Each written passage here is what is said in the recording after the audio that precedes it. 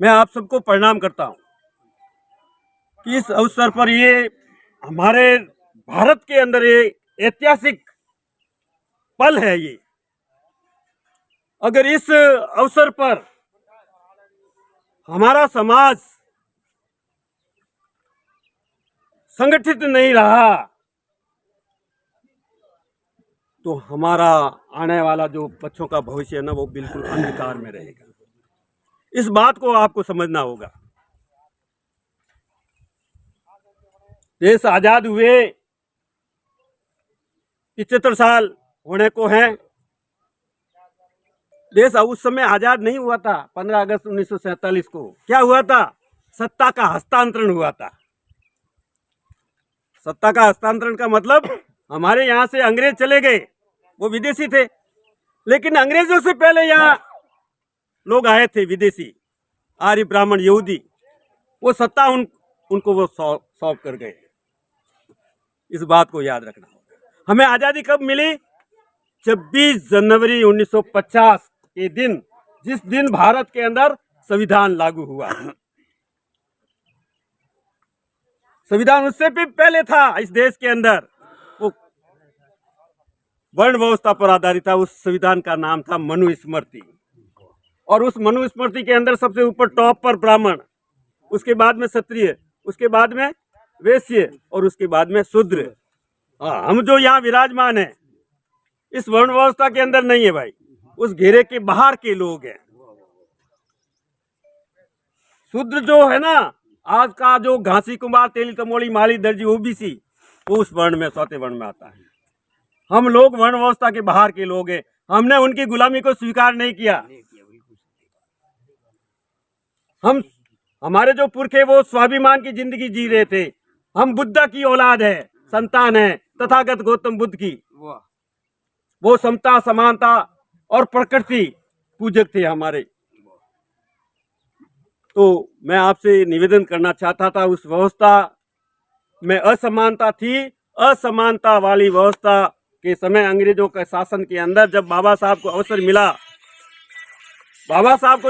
मिला, हालांकि कहानी बहुत लंबी है, वो उस कहानी में नहीं जाना चाहता हूं।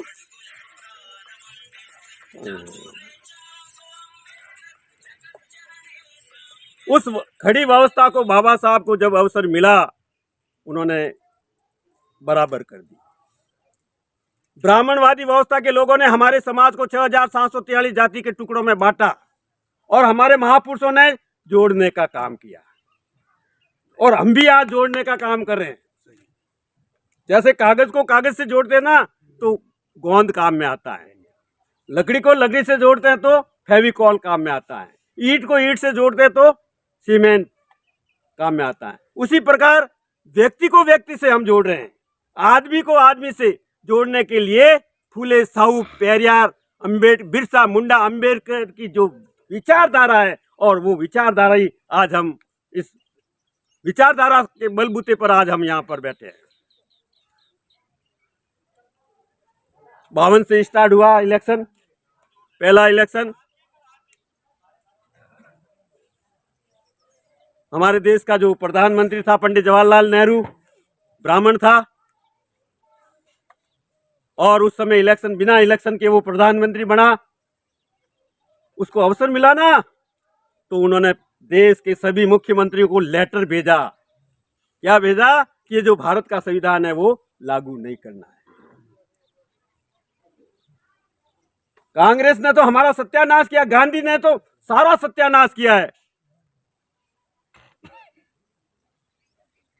60 साल से कांग्रेस ने राज किया। संविधान जो मूल रूप से जो लागू होना चाहिए वो लागू नहीं हुआ, और 5 से 10% संविधान लागू हुआ तो हमारे जैसे लोग पैदा हुए, IAS IPS बड़े बड़े अधिकारी बने। जब बड़े बड़े अधिकारी बने हमारे समाज के, तो ब्राह्मणों के पेट में दर्द होने लगा। जूतों पर बैठने वाले लोग कुर्सियों पर बैठने लगे तो उनके पेट में दर्द होने लगा। हम तो मिशनरी लोग हैं, महापुरुषों की विचारधारा को फॉलो करने वाले लोग हैं। इसलिए मेरा एक ही निवेदन है कि ये जो अवसर है, इस अवसर को खोना नहीं है। इस अवसर पर सभी को ताराराम मेहना बनना पड़ेगा। अगर आप तैयार हो तो हाथ करके ऊंचा करके बताएं, आप सभी समर्थन दें। अगर आप ताराराम मेहना बनेंगे तो आपकी समस्याओं का समाधान मैं स्टाम्प पर लिख के देने के लिए तैयार हूं, क्योंकि मैं 40 साल से इनके साथ में काम कर रहा हूं। मैं नौकरी में था तो ही बोलता था। क्यों बोलता था? मेरे समाज को स्वाभिमान की जिंदगी जीने के लिए बोलता था। बोलने का अधिकार हमारे बाप ने दिया है, कोई ब्राह्मण बनिए ने नहीं दिया है। फंडामेंटल राइट है बोलने का अधिकार। मैं जब पढ़ता था ना उस समय ये बोलने का अधिकार, इसका मतलब क्या है कि संविधान लागू होने से पहले हमको बोलने का अधिकार नहीं था। ये कोई अधिकार नहीं था, अधिकार वंचित लोग थे। संविधान लागू होने के बाद में हमें जमीन जायदाद रखने का अधिकार मिला, पढ़ने का अधिकार मिला, पढ़ाने का अधिकार मिला, एक स्थान से दूसरे स्थान पर जाने का अधिकार मिला और अपनी मर्जी से काम करने का अधिकार मिला। कैसा भी कर सकते हैं। तो ये अधिकार मिलने के बाद में इन अधिकारों की रक्षा करने के लिए सबसे बड़ा एक अधिकार दिया बाबा साहब ने। उस अधिकार का नाम क्या है? वोट का अधिकार, मताधिकार। वोट के अधिकार से आप अपना राजा बनाते हैं, शासक बनाते हैं, एमएलए एमपी बनाते हैं, और वोट के अधिकार से बना हुआ राजा उसको गिरा सकते हो। अगर वो काम नहीं कर रहा है अपने हक अधिकारों के लिए, समाज की जागृति के लिए, अगर वो काम नहीं करता ना, उसको अपन गिरा सकते हैं। बाबा साहब ने जो वोट का अधिकार हमको दिया वो दूसरों को शासक बनाने के लिए नहीं दिया, हमारे समाज के अंदर लोगों को तैयार करके हमारे लोगों को शासक बनाने के लिए दिया। लेकिन ये हमारे खोपड़ी में नहीं बात आई आज दिन तक। मैं धन्यवाद देता हूं मैना साहब को कि आपने हिम्मत तो की है। एक भील जाति के होते हुए आज जिनका इतिहास है बाड़मेर जिले के अंदर, ऐसा आदमी आपको कहीं नहीं मिलेगा। ऐसा आदमी आपको कहीं नहीं मिलेगा।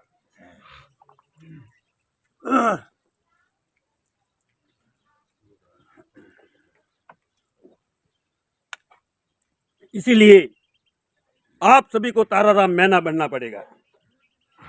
और आप सभी, आपके पास अगर मेहना जी आए या नहीं आए, क्योंकि हमारा बाड़मेर, बालोतरा, जैसलमेर क्षेत्र बहुत लंबा चौड़ा है, पूरे भारत में सबसे बड़ा है। ये अकेला आदमी कहाँ कहाँ जाएंगे? तो हमें ताराराम मेहना बन करके दूसरे समाज के लोगों के पास में जाना है। अपने एक ही कौम से भला होने वाला नहीं है। भील सारे इकट्ठे होके मेघवालों के पास में जाओ, वहां उनसे निवेदन करो, अगली बार हम आपके साथ में रहेंगे, इस बार आप हमारे साथ में रहो।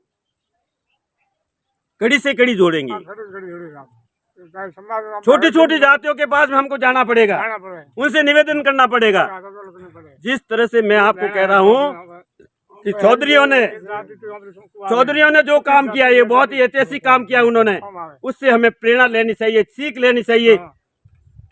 देश के कोने कोने से जो चौधरी थे ना, उनको बालोतरा बुलाया उन्होंने।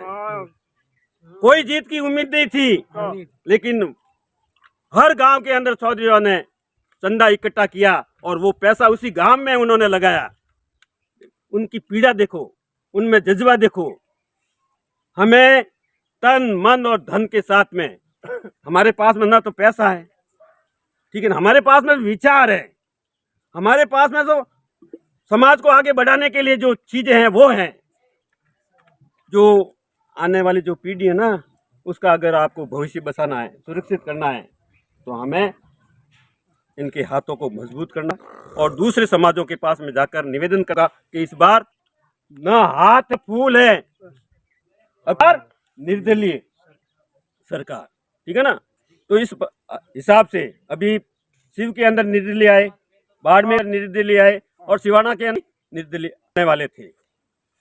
तो हमें कोई कहते हैं कि कांग्रेस हार जाएगी तो उसने हमारा भला क्या किया? भाई कांग्रेस हार जाएगी तो हमारा उसने भला क्या किया?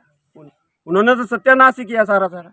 और आरएसएस और भाजपा तो बिल्कुल इस संविधान को खत्म करने में लगी हुई है। जब तक संविधान जिंदा है तब तक हम बोल रहे हैं जिंदा है, और संविधान अगर खत्म हो गया तो हमारा बोलती भी हमें बंद हो जाएगी। इसीलिए संविधान को बचाना है तो तार जी के समर्थन के अंदर आप गांव गांव ढाणी ढाणी जाकर जितने भी वोटर हैं, आपके जितने भी रिश्तेदार हैं, वहां तक संदेश पहुंचाना है, उनको कहना है। अब दूसरी बात है ईवीएम की। अब वोट तो हम तार जी को देंगे, लेकिन अगर ईवीएम से वोट होंगे तो वोट फूल को जाएंगे। उसमें चोरी होती है ईवीएम, जिस तरह से मोबाइल में है ना, उसी तरह से उसके अंदर ईवीएम में भी घोटाला है। हालांकि पूरे देश भर में ये चल रहा है, उसके विरोध में आंदोलन। दिल्ली के अंदर जंतर मंतर पर जितने भी एडवोकेट है वो सारे धरना प्रदर्शन उसके बारे में चल रहा है, वीडियो वगैरह आप देखते होंगे। तो इस हिसाब से वोट का अधिकार है वो बहुत महत्वपूर्ण अधिकार है। और बच्ची रो हकपण करो नहीं तो कोई करो, 5-6 जगह पूछो, कान वास्ते पूछो कि ओपरी सोरी ओटे हुकी रेला घर गुआड़ी हैंग देखो, उन्हें बाद में करो के।